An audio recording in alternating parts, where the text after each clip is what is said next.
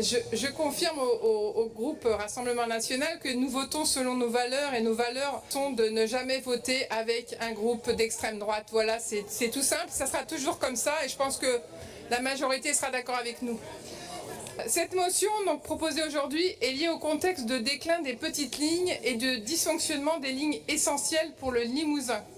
Pour rappel, fermeture de la ligne Ussel-Clermont-Ferrand en 2014, fermeture de la section Objat-Saint-Thirier sur la ligne Brive-Limoges en 2018, fermeture de la ligne Busseau-Felletin en 2025, réduction de la circulation en journée pour travaux pendant 6 mois sur le POLT, et on y est toujours encore, en 2025 aussi.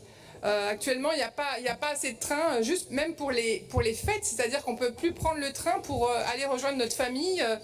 Les trains sont complets depuis des semaines parce qu'il n'y a pas assez de trains, même dans ces périodes-là, on ne remet pas de train. Donc les trains sont pris d'assaut. Cette réalité quotidienne, elle touche profondément les habitantes et les habitants du Limousin qui constatent l'abandon de l'État envers les services publics en zone rurale et particulièrement sur la mobilité. Un ressentiment monte et il nourrit le rejet du monde politique.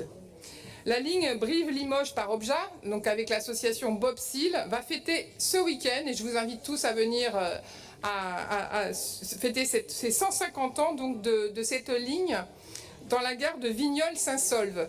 Donc les usagers privés de train depuis 7 ans vont marquer le coup ce samedi pour voilà, montrer l'intérêt de cette ligne. Les micro-trottoirs qui ont été organisés durant ces dernières semaines pour cet événement montrent toute l'utilité qu'a cette ligne locale, comme d'autres qui maillent le Limousin et qui est extrêmement importante.